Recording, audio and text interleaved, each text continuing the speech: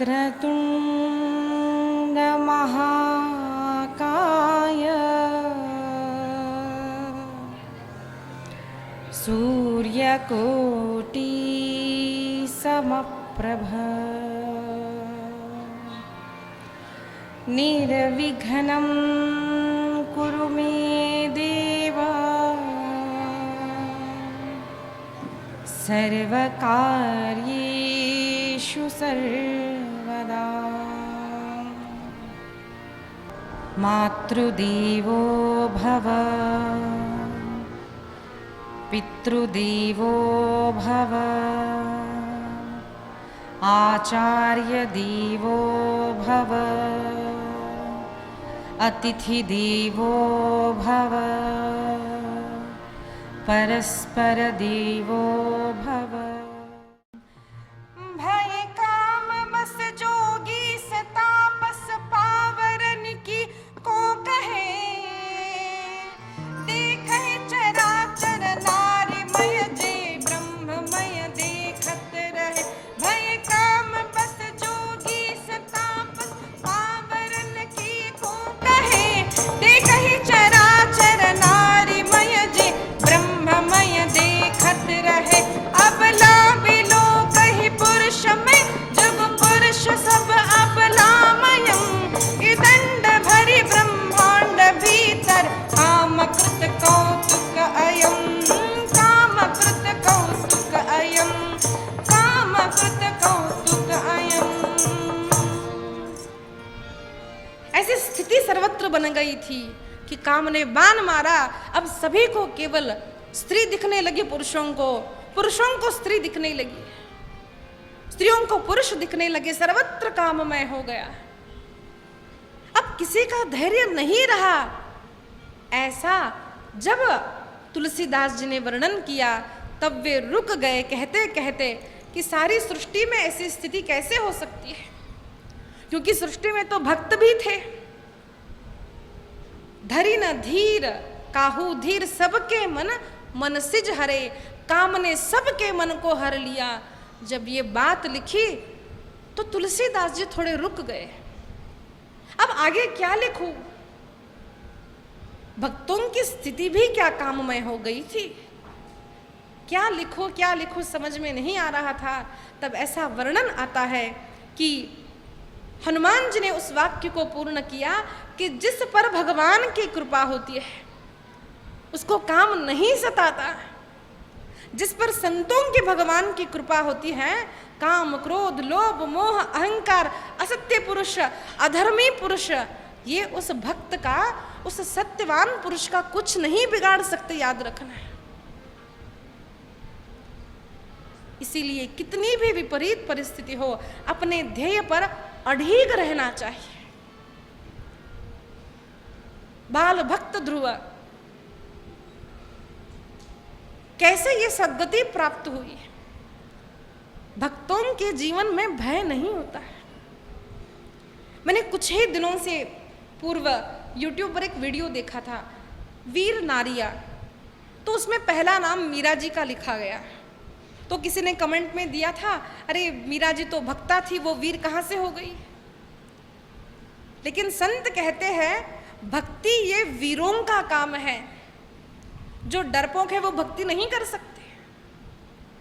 अब हम भक्ति करने लगे तो लोगों ने कहा ये क्या तुम नाम जप रही हो, ये तो सब। तो हम लोगों से डर के बस हम उसको छिपाना चाहते हैं, हम बोलते नहीं है। क्यों छिपाना भाई? आपको जो करना है वो आप करो। मैं जब मरने वाली हूं तब आप आने वाले हो मेरा उद्धार करने के। तो क्यों डरे हम समाज से? बुरा काम करने वाला व्यक्ति नहीं डरता, तो अच्छा काम करने के लिए, भगवान का नमन करने के लिए, तिलक लगाने के लिए, माला जपने के लिए डरे क्यों? बहुत लोग संकोच करते कि माला कैसे पकड़े। माला आपको लगता होगा दीदी आपके लिए आसान बात है, आप तो अभी कथाकार हो तो आप कर लेते हो। But for your kind information, मैं अपना उदाहरण क्यों दे रही हूँ, इसीलिए नहीं कि मैं ऐसी हूँ, ऐसा नहीं। मुझे भी जीवन में ये कठिनाइयाँ थी। मैं अपने कॉलेज में अन्नमाचार्य जैसा तिलक लाल और सफ़ेद वो लगा के जाती थी। कभी कभार लंबी लंबी तुलसी की मालाएं पहनती, तो मैं डॉक्टर की पढ़ाई, सब हंसते थे मुझ पर, अन्नमाचार्य बोलते, कोई मीराबाई बोलते थे, तो मुझे अच्छा लगता, कोई बात नहीं, हंसने में भी अगर मैं मीराबाई जैसी हूँ मुझे अच्छा लगता था। मैं अपने कॉलेज में ऐसे जाती थी, आई फील प्राउड, मुझे अभिमान होता है, मैं लोगों के डर से अपने वस्त्रों को बदलती नहीं। अमेरिका भी जाऊंगी यही पहनूंगी। अगर आप लोगों को हमारे भारत में आकर के अधनंगा घूमना अगर आपको लज्जाजनक नहीं लगता, तो मैं पूरे कपड़े आपके देश में आकर के मैं क्यों बदलूं? मैं तिलक धारण करूंगी, अपने पति की माला ये कंठी में धारण करूंगी। कई लोग अमेरिका जाते तो मंगलसूत्र निकालते, तिलक नहीं, बोलते जैसे लोग वैसे नहीं। अपने धर्म को भूलो नहीं, अपने प्रिंसिपल्स पर जीना सीखो। अपना जीवन व्यक्तिगत हमारे कुछ मूल्य होने चाहिए। कदाचित परिवार में भी सभी आपके अनुकूल न हो, इसीलिए तो भक्तों की कथा देखिए, ध्रुव की कथा देखिए, प्रसूति माता की कन्या सती की कथा देखिए, अभी हम देखेंगे प्रहलाद की कथा। सारा परिवार अनुकूल होने के बाद मैं भक्ति करूंगी, समाज जब मुझे अनुकूल होगा तब कभी भी नहीं होगा ये। ऐसे छोटे से बाल भक्त प्रहलाद, ध्रुव जी आज बड़े हुए, संपूर्ण जीवन उन्होंने राज्य किया, लेकिन कभी भी भगवान को भूले नहीं। अंत काल में भगवान का स्मरण किया और उनके सामने विमान आकर जब खड़ा हो गया तो उन्हें अपनी माँ की याद आई कि अगर आज माँ मुझे उस दिन अच्छी बातें नहीं कहती, बेटा भगवान का दर्शन करना ही जीव मात्र का मुख्य धर्म है, ये न कहती तो मुझे भगवान की प्राप्ति नहीं होती। आज माँ याद आई, माँ कहाँ होगी, तो एकदम नजर ऊपर गई कि मुझे तो विमान बाद में आया है, माँ का विमान तो मुझसे भी आगे जा रहा है। जिस घर में भक्त बालक होते हैं, पहले उनके वंशजों का, माता पिता का उद्धार होता है, याद रखना। इसलिए घर में कोई भक्ति करता हो तो उनको प्रोत्साहन कम से कम न दे सको, उनके मार्ग में विघ्न मत उत्पन्न करो। आपको नहीं करना कोई बात नहीं, घर में कोई भी भक्ति मार्ग पर जा रहा हो उससे 21 पीढ़ियां हमारी तर जाती है। ये हमारे भागवत में आएगा, सप्तम स्कंद में हम सुनेंगे। आज ध्रुव से पहले ध्रुव की माँ विमान में बैठकर जा रही है। जैसे ही ध्रुव विमान में बैठने वाले हैं, मृत्यु ने अपना सिर झुकाया, कहा प्रभु मृत्यु की अवहेलना मत कीजिए, सभी को मृत्यु प्राप्त होती है, लेकिन मैं आपको कुछ नहीं कर सकता, आप मेरा स्वीकार कीजिए, मैं मार नहीं सकता, बस मेरे मस्तक पर आप अपना चरण धर दीजिए। मृत्यु के मस्तक पर चरण रख करके ध्रुव जी ने विमान पर चढ़ करके ध्रुवलोक को प्राप्त किया है। श्रीमन्नारायण भगवान की, बाल भक्त ध्रुव महाराज की। 2 मिनट नाम संकीर्तन करते हैं, फिर हम आगे बढ़ेंगे। विठ्ठला जय जय विठ्ठल विठ्ठल विठ्ठला, माझा विठ्ठल पांडुरंगा, हो माझा विठ्ठल पांडुरंगा। जय जय विठ्ठल विठ्ठल विठ्ठला,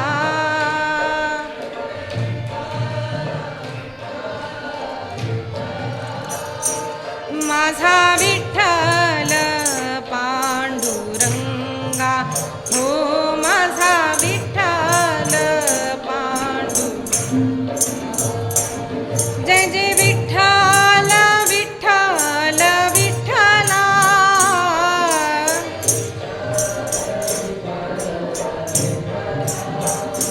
जय जय विठ्ठल विठ्ठल विठ्ठला,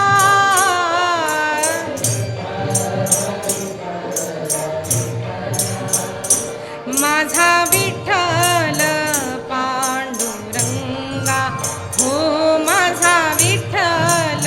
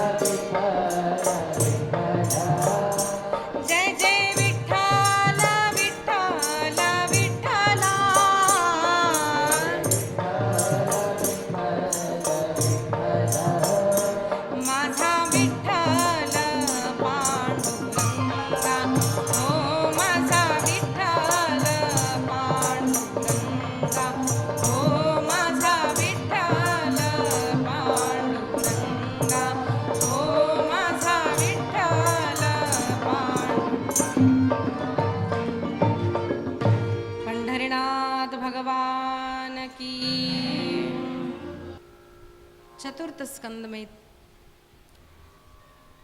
ध्रुव जी को जब ध्रुवलोक प्राप्त हुआ,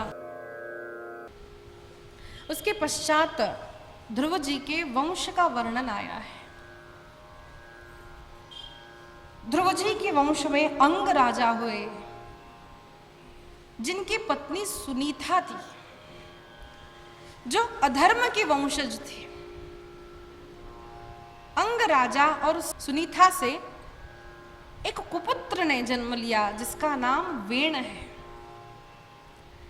संपूर्ण भागवत में एकमात्र ऐसा पुरुष, एक ऐसा जीव जिसका उद्धार नहीं हुआ। क्यों? कंस का उद्धार हुआ, लेकिन वेण का नहीं हुआ। भले ही कंस बुरा था, लेकिन भगवान का स्मरण करता था।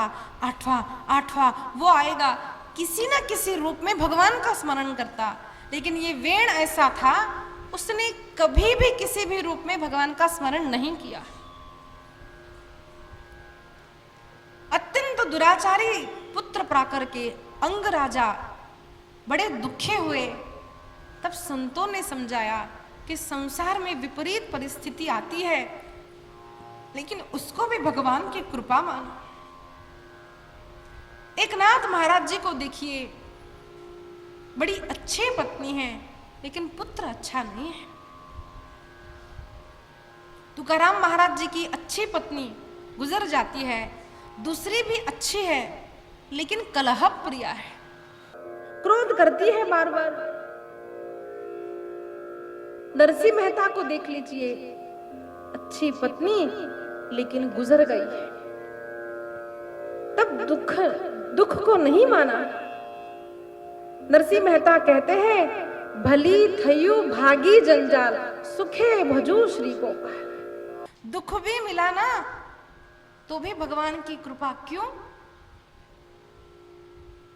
क्योंकि वे जानते हैं कि संसार में सुख दुख, दिन रात, ये सब बना ही रहता है। जो भी होता है भगवान की इच्छा से होता है।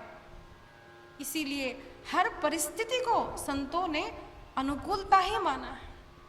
पत्नी हो अनुकूल, दो पत्नी हो अनुकूल, पत्नी गुजर चकी हो, तब भी अनुकूलता को अनुभव संत करते हैं। महाराज, आप ऐसा समझिए, अगर अच्छा पुत्र है और मेरा मन अगर भगवान में नहीं लगा, तो उपयोग क्या है? पुत्र बुरा है, लेकिन आपका मन भगवान में लगता है, ये बहुत बड़ी बात है। इसीलिए घर वाले कैसे हैं, अपनी पत्नी कैसी है, पति कैसा है, भाभी कैसी है, ननद, ये सब मत सोचो। ये सोचो कि मेरा मन भगवान में लगता है, मुझे भगवान से प्रेम करने की इच्छा है, ये बहुत बड़ी बात है। और इसी कारण अंग राजा भगवान की प्राप्ति के लिए चले गए और वेण राजा हुआ। सारी प्रजा को सता था।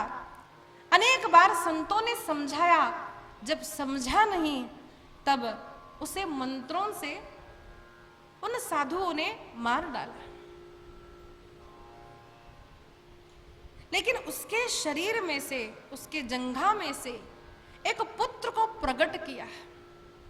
ये विचित्र बात भागवत में आती है। देखिए, संतों ने दुर्जन राजा को मारा।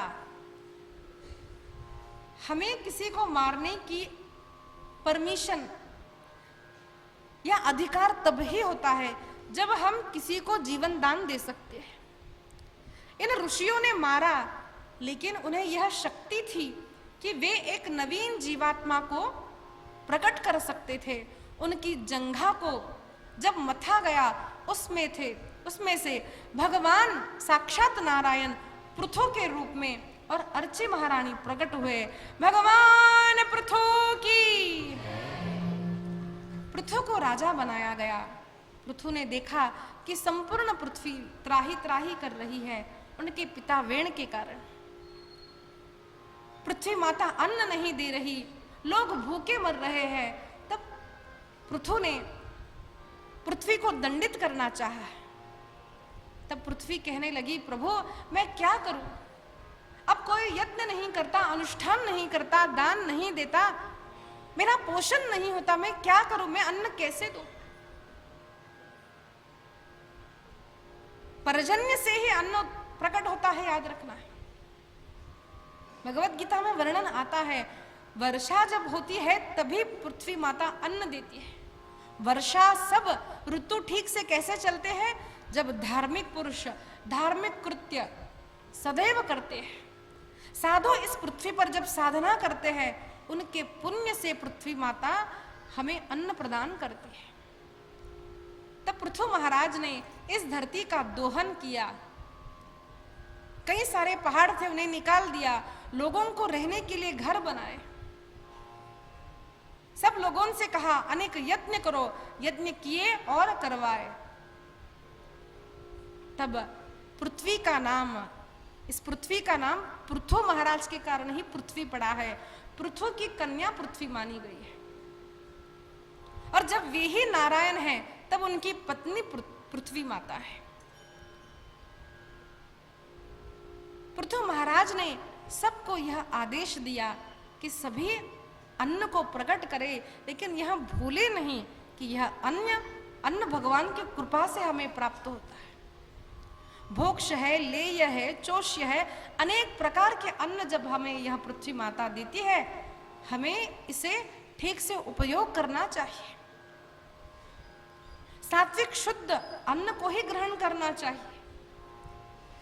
जब हम अन्न ग्रहण करते हैं तो अपनी थाली में इतना न ले कि वह झूठन के रूप में नाली में चला जाए। जितनी आवश्यकता है उतना ले, भले 10 बार आप ले लो, थोड़ा सा लो, फिर लेना है फिर लो, लेकिन थाली में छोड़ना नहीं चाहिए। अन्न अन्नपूर्णा माता का स्वरूप है। अन्न का महत्व यहां पर समझाया, पृथु महाराज का चरित्र वर्णन किया। पृथु महाराज ने भगवान की आराधना की और भगवान से 1000 कान मांगे हैं। भगवान आपकी कथा सुन करके मुझे तृप्ति नहीं होती, आप मुझे 2 नहीं 1000 कान दीजिए। न कामये नाथ तदप्यहं क्वचिन् न यत्र युष्मच्चरणाम्बुजासवः महत्तमान्तर्हृदयान्मुखच्युतो विधत्स्व कर्णायुतमेष मे वरः। पृथु महाराज ने 10,000 कान मांगे हैं। क्यों? भगवान आपकी 2 कानों से कथा सुनकर मुझे तृप्ति नहीं होती। भगवान ने तथास्तु कहा और पृथु भगवान और अर्ची माता अंतर्धान हुए। चतुर्थ स्कंद में बाद में प्राचीन बरही का चरित्र आया है, जो केवल यज्ञ यज्ञ यज्ञ करता जा रहा है रूढ़ी की तरह। तब नारद महर्षि ने उसे एक सुंदर आख्यान सुनाया। उसने कहा, पुरंजन और अविज्ञात दोनों की कथा समझाई। अरे पुरंजन तो जीवात्मा है और अविज्ञात भगवान है। वह पुरंजन इस 5 प्राणों से रक्षण की जाने वाली 9 द्वारों की देह रूपी नगरी में रहता है। अविद्या माया से विवाह करता है, उसके 11,000 पुत्र यानी अनेक कामनाएं उत्पन्न होती है, पुत्र और पुत्रियां उत्पन्न करता है। लेकिन कालवश उसे काल प्रज्वर भय उसे ग्रस लेता है और अंत काल में वह मर जाता है। दूसरे जन्म में उसे फिर स्त्री का जन्म प्राप्त होता है, क्योंकि वह अपनी अविद्या रूपी पत्नी का स्मरण करते हुए मर जाता है। तब उसका विवाह होता है एक राजा से, और जब वह राजा मर जाता है, वह सती होने जब जीव जाता है पुरंजन, तब उसे नारद जी महाराज सावधान करते हैं, कहते हैं, अरे तू तो जीवात्मा है, तो परमात्मा को भूल गया है। इस प्रकार से प्राचीन बरही को नारद महर्षि ने जो उपदेश दिया है वह अद्भुत है। हमें यह बताया है कि हमें इस संसार में अपने शरीर में ग्रसित नहीं होना चाहिए, अपने आत्मा स्वरूप को भूलना नहीं चाहिए, भगवान को भूलना नहीं है। सुंदर वर्णन करते हुए प्राचीन बरही का मोक्ष प्रकरण यहाँ पूर्ण करके चतुर्थ स्कंद की पूर्ति करके हम पंचम स्कंद की ओर बढ़ते हैं। पंचम स्कंद में प्रियव्रत राजा की कथा आती है। प्रियव्रत राजा और उत्तानपाद 2 पुत्र मनु महाराज के हैं। 3 कन्याएं, देवहूति, आकुति, प्रसूति, उत्तानपाद ध्रुव जी के पिता और अब प्रियव्रत राजा। उन्हें विवाह करने की इच्छा नहीं। तब मनु महाराज ने समझाया, बेटा इस संसार में हम तभी तक चिपके रहते हैं, बद्ध तभी तक रहते हैं जैसे कि नारियल में पानी होने तक ही वह अंदर का जो सफेद भाग बाहर के भाग से घट्ट चिपका हुआ रहता है। एक बार वह नारियल का पानी सूख गया तो अपने आप अंदर का भाग बाहर का भाग अलग हो जाता है। उसी प्रकार से जब तक हमारे मन में मैं मेरे का भाव है, मोह है, तभी तक हम इस संसार से चिपके हुए हैं। भगवान का ध्यान करो, आत्मस्वरूप को जानो, तब शरीर में रह करके भी तुम उस अंदर के भाग की तरह अलग हो जाओगे। तब पिता की बात मानकर प्रियव्रत राजा विवाह करते हैं और इन्हीं के वंश में ऋषभदेव भगवान हुए, जो जैनों के आद्य तीर्थंकर है। ऋषभदेव भगवान की। ऋषभदेव भगवान का विवाह संपन्न होता है, उनकी अनेक संतति होती है। उनके प्रथम पुत्र का नाम है भरत। अनेक संतान है, उसमें से 9 पुत्र 9 योगेश्वर हुए और बाकी के सब अनेक प्रांतों के राजा हुए। भरत बड़े पुत्र है, महाज्ञानी है। ऋषभदेव जी ने सभी पुत्रों को बुलाया, उन्हें ज्ञान प्रदान किया और ऋषभदेव जी भगवान के प्राप्ति के लिए वन गमन करते हैं। भरत महाराज ने अनेक वर्षों तक राज्य किया, उनका भी विवाह हुआ, उन्हें भी अनेक संतति हुई। हमारे पूर्व में एक परंपरा थी, वॉलंटियर रिटायरमेंट। अब हम लोग सुनते हैं ना, बहुत लोग जॉब करते करते थक जाते हैं और रिटायरमेंट ले लेते हैं। तो हमारे यहाँ भी एक पद्धति थी, केवल राजा नहीं, ब्राह्मण हो, वैश्य हो, क्षत्रिय हो, अखंड सत्संग करके जान लेते थे कि कभी ना कभी हमें इस संसार को छोड़कर जाना है। तो हमें छोड़कर जाने के लिए कुछ ना कुछ तैयारी करनी पड़ती है। गांव जाना है तो हम तैयारी करते हैं ना। तो हमें इस संसार को छोड़कर जाना है तो क्या कुछ तैयारी करने की आवश्यकता नहीं है? इसलिए हमारे सनातन धर्म में 4 आश्रम, इनका वर्णन आया है। पहला आश्रम है ब्रह्मचर्य आश्रम। आज हम ब्रह्मचर्य यानी क्या समझते हैं? विवाह किए बिना जो व्यक्ति रह जाता है वो ब्रह्मचारी है। ऐसा नहीं है। ब्रह्मचर्य आश्रम हर स्त्री के लिए, हर पुरुष के लिए था। पहले बचपन से लेकर के आयु बदलती है, 16, 17, 21, 22, लेकिन 25 वर्ष की अवस्था तक साधारणतः ले सकते हैं कि मनुष्य ब्रह्मचर्य आश्रम में रहता है। ये आश्रम विद्या प्राप्ति के लिए अत्यंत अनुकूल है। पढ़ाई करना, ज्ञान प्राप्त करना कन्याओं के लिए, पुरुषों के लिए यह उत्तम आश्रम माना गया। इसीलिए अब जब हम कहते हैं कि ब्रह्मचारी को स्त्रियों से, जैसे स्त्री हो तो पुरुषों से दूर रहे, पुरुष है तो स्त्री, क्यों कहा गया?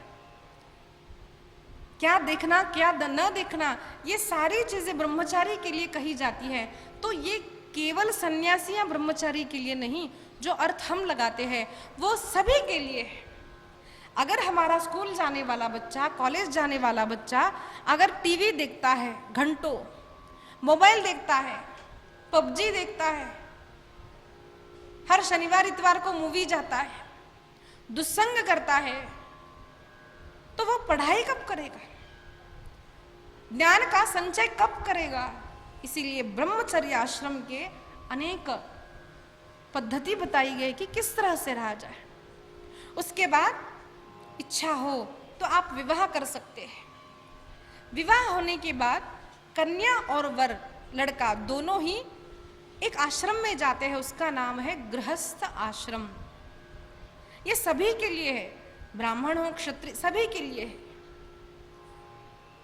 गृहस्थ आश्रम में रहकर उनका धर्म बताया कि अपने से बड़ों की सेवा करना। समाज में जहां कहीं भी धन की आवश्यकता है, अच्छे काम में गरीबों को, ब्राह्मणों को, ब्रह्मचारियों को हर जगह पर दान देना। गृहस्थ आदमी अगर धन कमा करके केवल अपनी जेब भर रहा है ना, तो समझ लेना कभी ना कभी पाप एकत्रित हो जाएगा। जो हम कमाते हैं हर महीने कम से कम दशांश दान देना चाहिए। दान कहाँ देना चाहिए? केवल गरीबों में नहीं, गरीबों को दो, भूखों को आप भरपेट अन्न खिलाओ, लेकिन मंदिर में भी दान दो, साधु सत्पुरुषों को दान दो। आप अच्छे काम अगर कोई कर रहे हो, किसी की पढ़ाई में मदद करनी हो, विवाह में करो, लेकिन जो धन हम कमाते हैं वो सारा का सारा अगर हम घर में रखने लगे तो पाप नाश नहीं होता। क्यों? धन भी कभी कभार पाप लेकर आता है, कहाँ से आया पता नहीं।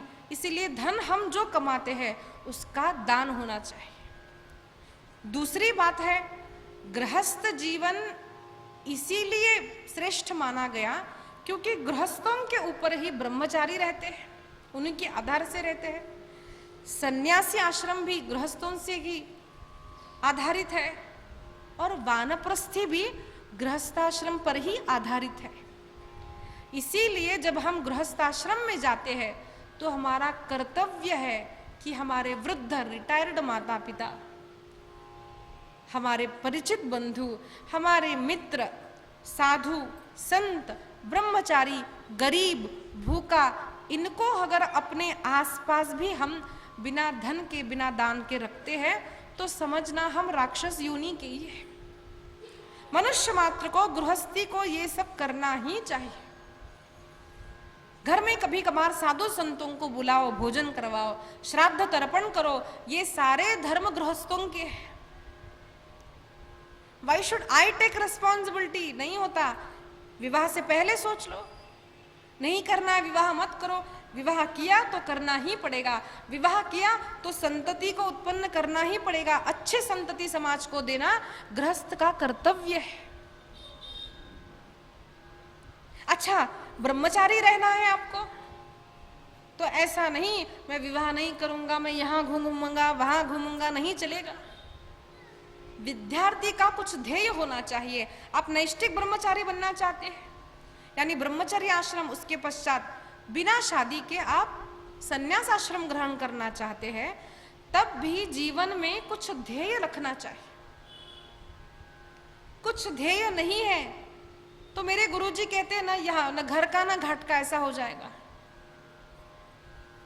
प्रवचन कीजिए अथवा साधु संतों की सेवा कीजिए।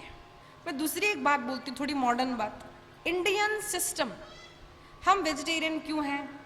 वेजिटेरियन का सिद्धांत बताते हैं, आयुर्वेद का सिद्धांत बताते हैं, क्यों भारत देश श्रेष्ठ है, कैसे खाना चाहिए, क्यों खाना चाहिए, योग कैसे करें, योग में क्या न करें, कौन सी चीजों में अच्छा क्या है, कौन, सब बताते हैं। ये भी बड़ा महत्वपूर्ण सनातन धर्म का कार्य है। जिस वे में आप करना चाहते हो करो, लेकिन हम कुछ नहीं करेंगे, बस ऐसे ही मंदिर घूमेंगे, नहीं चलेगा। डू समथिंग, कुछ ना कुछ ध्येय अपने सनातन धर्म की सेवा के लिए रखना ही सन्यासी और ब्रह्मचारी का कर्तव्य है। अब गुरुदेव सन्यासी है, कई लोग बोलते हैं कि सन्यासी यानी पुराने काल में ऐसा होता था कि बस एक जगह बैठ गए, ऐसा नहीं है। हमने देखा है कि श्रील प्रभुपाद जी एक वृद्ध सन्यासी संपूर्ण विश्व में जाकर के आज सभी विश्व में लोग वेजिटेरियन हो गए, शाकाहारी हो गए, हरे कृष्ण हरे राम का जप करते हैं, सनातनी बन गए। क्यों? सन्यासी घर पर नहीं बैठा, सनातन धर्म के लिए काम किया। आज इस्कॉन के ब्रह्मचारी, आज इस्कॉन के सन्यासी केवल ऐसे बैठे नहीं रहते हैं। लोग कुछ भी बोलते हैं, मैं उस संस्था से बचपन से मैं युवा काल से मैं जुड़ी हूँ, मैंने पर्सनली देखा है कोरोना काल में भी उन्होंने कितनी सेवा की। नित्य प्रतिदिन इस्कॉन से अनेक लोग भोजन प्राप्त करते हैं फ्री में। वहां पर अखंड सत्संग चलता है, अच्छे आचार विचारों का वहां प्रचार प्रसार किया जाता है। ये काम एक वृद्ध सन्यासी ने किया। हमें उन श्रील प्रभुपाद जी को कभी भूलना नहीं चाहिए। आज गुरुदेव का कार्य कितना है। आज हमारे समाज में ब्राह्मण हैं तो अनेक लोग, जैसे चिन्नजीयर स्वामी जी है, वैसा ही श्रेष्ठ कार्य स्वामी श्री गोविंद देवगिरी जी महाराज मेरे गुरुदेव का है। इतनी पाठशालाएं, इतने विद्यार्थी आज वेद पाठ सीख रहे हैं। आज हम 10 वर्षों से पूर्व मैं बात करती हूँ, एक गांव में मेरी नई तब कथा चल रही थी, देखा ब्राह्मण हमको चाहिए था। तो गांव में मैंने देखा ब्राह्मण नहीं, ब्राह्मण है तो उसे वक्रतुंड भी ठीक से बोलना आता नहीं। लेकिन आज अनेक घना पाठी, अनेक संहिता पढ़े हुए, अनेक क्रम पाठी ब्राह्मण हर शाखा के आज हमें वहां पर पढ़ते दिखाई देते हैं। ये एक सन्यासी का काम है। इसीलिए आप ब्रह्मचारी रहना चाहते हो, रहो, but don't live without any गोल। कुछ ना कुछ ध्येय रखो अपने जीवन में कि मुझे क्या करना है। कुछ दिखता नहीं ना, बस अंधाधुंध हो जाएगा जीवन। ब्रह्मचर्य, सन्यास, गृहस्थ हम सब जानते हैं। अब ये वानप्रस्थ जीवन क्या है? वानप्रस्थ जीवन यानी जब घर में बहू आ जाती है, बहू बेटियों का विवाह हो जाता है, तो धीरे धीरे घर के बड़ों को, माता पिता को, बहू को सारी रीतियां समझा रहे। बेटी को बचपन से ही समझा देते हैं, पुत्र को भी बचपन से समझा देते हैं संस्कार। अब सबका विवाह हो गया, सारी कन्याएं अपने अपने घर चली गई। अब बहू जो घर में आई है उसको भी सारी घर की रीति रिवाज सब समझा देना। उसके बाद ठीक से सुनना, कमरे की चाबी निकालकर, लेकिन क्या करे दीदी, 80 साल होने के बाद भी बस हमको तो चाबी यही चाहिए। ये वानप्रस्थ जीवन हमारे देश का एक मुख्य अंग था। देखिए, आर्ट ऑफ लिविंग एक बात है, आर्ट ऑफ डाइंग एक और बात है। कैसे जीना हम जानते हैं, सीख रहे हैं हम लोग, आर्ट ऑफ डाइंग भी एक बात है। वैसे मृत्यु कब आया हमको पता नहीं, लेकिन भगवान की कृपा से अगर हमारा ब्रह्मचर्य, हमारा गृहस्थाश्रम हो गया हो, घर में बहू आई हो, तब हमें सावधान हो जाना चाहिए कि जो भी रीति रिवाज है सब समझा दे। उसके पश्चात घर में बार बार देखे नहीं, बहू आज कौन सी सब्जी बनाई है, अरे मैंने ये बनाने के लिए कहा था ना, अरे मैंने ऐसा नहीं। एक बार पुत्र को, बहू को समझा दो, फिर जो करे वो, सत्यानाश हो अच्छा हो, बस जो करो वो। अब मुझे अपना देखना है, सब छोड़ दो मन से और साधना करने लग जाओ। रोज कम से कम 1 घंटा 2 घंटे भगवान का नाम स्मरण करना। अगर ऐसा नहीं किया तो कब मृत्यु आएगी पता नहीं। जीवन बस मैं, मेरा, तू, तेरा करने में ही चला जाएगा।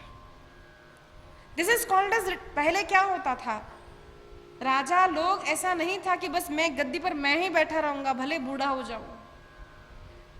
अपने पुत्र को योग्य पाते ही पुत्र को राजकारभार दे देते थे और वह राजा, वह ब्राह्मण अपने उद्धार के लिए वनवास जाते थे।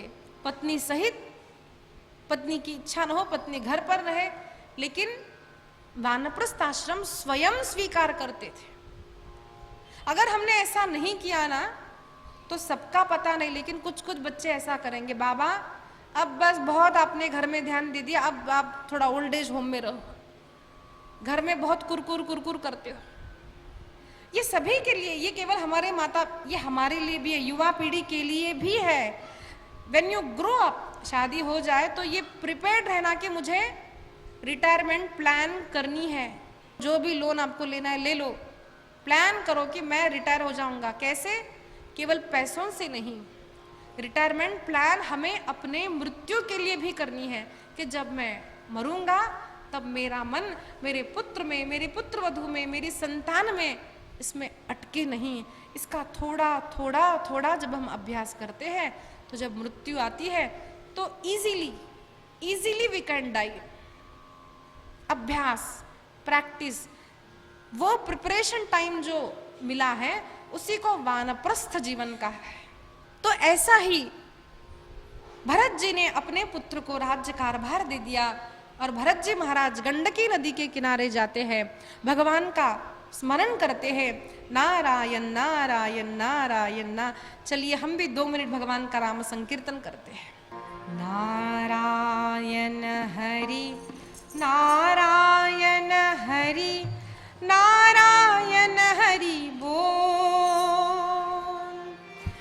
नारायण हरि नारायण हरि नारायण हरि बोल, नारायण हरि नारायण हरि नारायण हरि बोल, नारायण हरि नारायण हरि नारायण हरि बोल, नारायण हरि नारायण हरि नारायण हरि नारायण हरि नारायण हरि बोल, नारायण हरि नारायण हरि नारायण हरि बोल, नारायण हरि नारायण हरि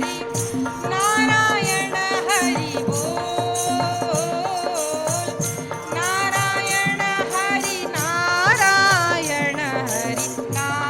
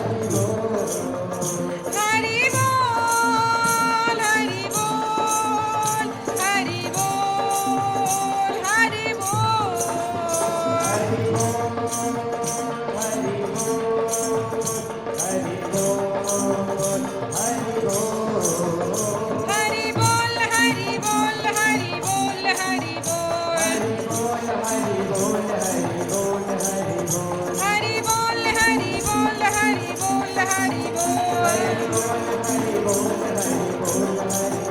हरि बोल, हरि बोल, हरि बोल, हरि बोल, हरि बोल,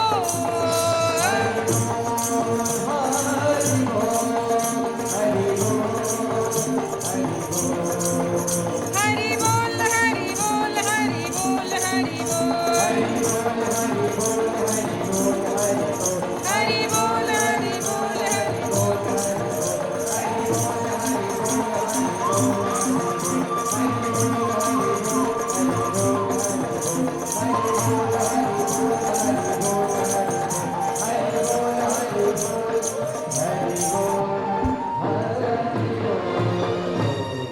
श्री वृंदावन बिहारी लाल की।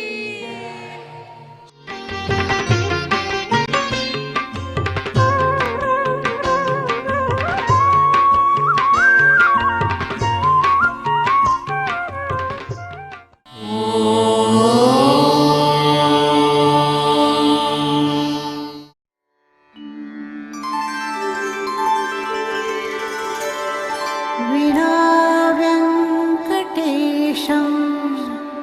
ननाथो ननाथः सदा व्यङ्कटेशं स्मरामि स्मरामि। हरे व्यङ्कटेश प्रसीद प्रसीद, प्रियं वेङ्कटेश प्रयच्छ प्रयच्छ।